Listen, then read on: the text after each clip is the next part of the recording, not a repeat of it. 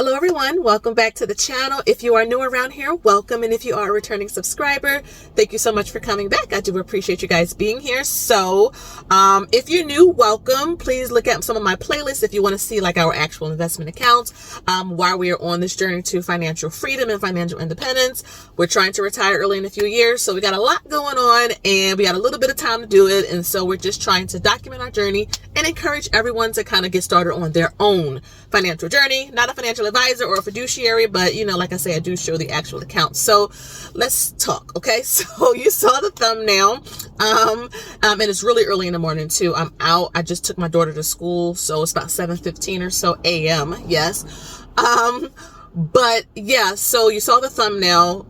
We are down big time in many of our positions. Jerome Powell spoke on Wednesday of this week, and the market was just down, and it was not helped. The next day on Thursday, the market just literally crashed. I mean, it was red everywhere. I think a lot of people, especially those of us who are investors, and many of you who may be new investors, don't understand I think that the terrible state we are in as an economy, and more so a global economy as well.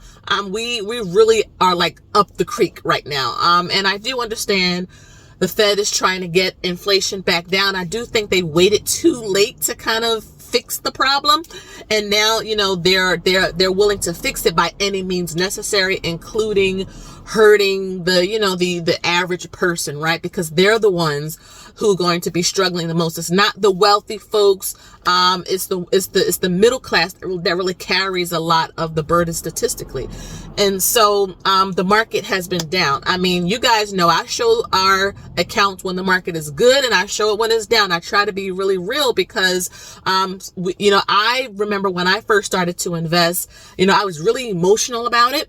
I was really kind of all over the place in my mind. My mental health was kind of always on the hinges because, when the market was up, I was happy. When the market was down, I was depressed. And I really did not understand that when you are buying a stock is not a person. Like, it's not a person who, is trying to get back at you or get revenge by being in the red, or it's not, happy with you, so it's going to go up. It's a security, right? We are buying securities. Even if you're in a fund, those fund track companies. And so, it really helped me to understand once I continue to read and surround myself with people. When I say people, I mean like watching and absorbing things that, the old time big money investors are doing, like Warren Buffett, Peter Lynch, Charlie Munger, etc. And it's just understanding that when you buy a company and the market is red, you get the company at a discount if you like it. So I'm going to pull up first Realty Income. So Realty Income has been crashing, okay, year to date, or really since the increase or the rise in the interest rates. Realty Income has just been on a down tear. You have to really understand when you are buying anything, what you are buying and the reason for the makeup of the security. I think a lot of times we'll jump in head first. We don't really do research. And when the investment goes the opposite of what we had hoped, we find ourselves in a state of panic. We find ourselves in a state of depression, and investing is not for that. Warren Buffett said, investing basically is transferring wealth from the impatient to the patient. But to get to that patient mentality, you have to understand what you're investing in and why, and hold it for the long term. Realty Income is a REIT, which is a real estate investment trust. I made a video talking about REITs recently. I'll have it up on the screen, but make sure you guys go and check it out. But it's in the real estate sector. Now, you know what is directly impacted every time those interest rates rise? Real estate. Think about if you are buying a home, or you want to buy a home, or maybe you just bought a house. You have paid, I would say, a higher interest rate than those who bought, let's say, in 2021, right? You probably paid double what they paid. It's just the state of the market that we're in right now. And so, Realty Income is going to continue to take a beating as long as the interest rates rising. Now, from watching Jerome Powell's speech or conference that he had this week, they are looking to increase the rates one more time this year, and then they're going to look to pause next year, but they're not going to be, like dropping the rates fast. They're going to really take their time because they want to make sure that inflation is under control. But, to me, that's like some type of silver lining. It's like, okay, one more rate hike this year, and then they're going to look to start pausing next year. So that's why, like the high yield savings accounts, though I love them, that's not long term, because once the Fed starts to pause interest rates or lower them, high yield savings accounts, couldn't hold a candle to actually investing. So I'm going to continue to do what I always do, which in Realty Income, you'll see it up on your screen, down 20%. Now the market is not open, down 20%. So we're talking, like $1,700 or something like that. But again, if you are investing for the long term and you're taking emotion out of it and you're looking at it as a business, you can get things that you really like, companies, at a discount. Because I know I don't want to buy a house at full price. I don't want to buy a car at full price. So I shouldn't want to buy a security at full price either. So we're not selling Realty Income. And the great thing about it is that all this red, this sea of red that's going on, guess what? Those dividends still coming through. And I am waiting on a few remaining for September. But when I make that dividend income video, you guys are going to see everything that I was talking about in terms of when the market is red, don't panic. If you love it, continue to DCA into it. And while you're waiting for the market to come back, collect your dividends, sit back and just wait for your broker to say you got a dividend. And I love it. Okay. I love it.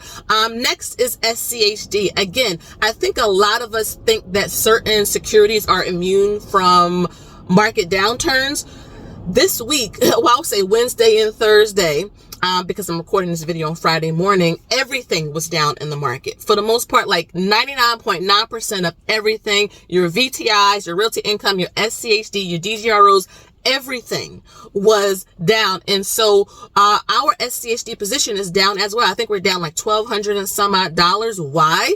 Because SCHD is not immune either, right? It's not immune either. It's like at $71 and some change. It may go back into the 60s. I'm not going to panic and sell because it's falling. This is long term. Long term is at least 5 years. Some would even say it's at least 7 or 10 years, but give yourself at least 5 years for a return. And remember, if you can't handle seeing a little bit, your position down a little bit, when I say a little bit, 1,000, 2,000, 5,000, what happens if you continue to dollar cost average into a stock or to a fund, and now the market is red again and you're down $10,000, right? And so I have learned the hard way what happens when I allow my emotions to kind of jump ahead with my investing. Investing is like a business to me. I'm looking at companies, I'm evaluating companies, and I'm deciding to put our money into these companies and hold for the long term. But yeah, SCHD is down too. And you guys know how I feel about SCHD, but it's down.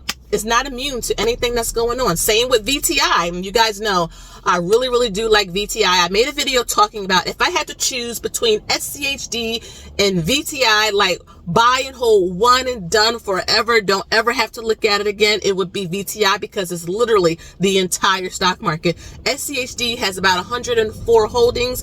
VTI has almost 4,000. So you're talking about like diversification upon diversification. VTI is a great fund, but again, it's not immune to red days in the market. It is down to, you see our position up on your screen, but even all of the good blue chip companies like Walmart, like Coca-Cola, Amazon, Google, Apple, they're all down. They all felt the effects of, you know what? We're in a bad place right now economically, and there's a lot of fear in the markets right now.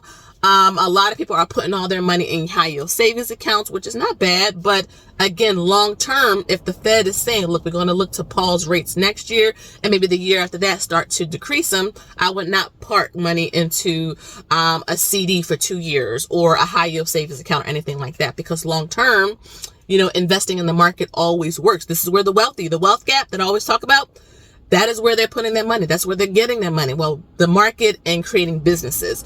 But, just I am continuing to stay the course. So when I say I, my husband and I, but because I'm talking to a camera, you know, it's like I just say I a lot. But when I say I, like think of Mr. Investy Bestie and myself. We're just going to continue to stay the course, continue to set aside money out of our paychecks to put into the market, continue to invest for our children.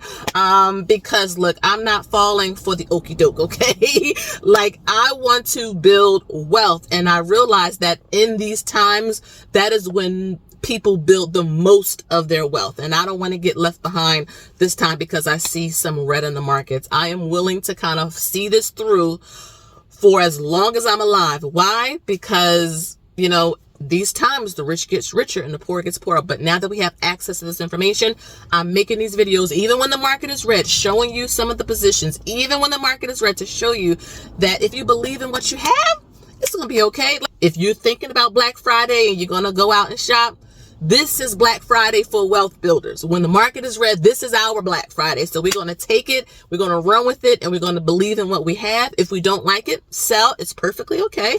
And we're just going to keep going. So I wanted just to come on this Friday just with some encouragement for you guys, because I know some of you have been reaching out to me and, you know, wanting to hear about, you know, my stance on red markets. I've always been like this ever since I had this channel. You know, sometimes the markets are up, sometimes they're down, sometimes they're more up than down, sometimes they're more down than up. But we're going to continue the dollar cost average and just, you know, keep going with it. So let me know how you guys are feeling in these red, hectic markets that we have been in. What are you buying? Right? And if you want to share, what are you selling? So again, guys, thank you so much for watching. Please make sure you like, share, and subscribe. Hit the bell notification button so that you don't miss an upload every time I post a video. And follow me over on Instagram. I post often over there. So I'm going to get out of here because my other son has to go to school and has football practice later. So yeah, I got a lot going on. So I'll see you guys in the next one. Have a good weekend. Bye-bye.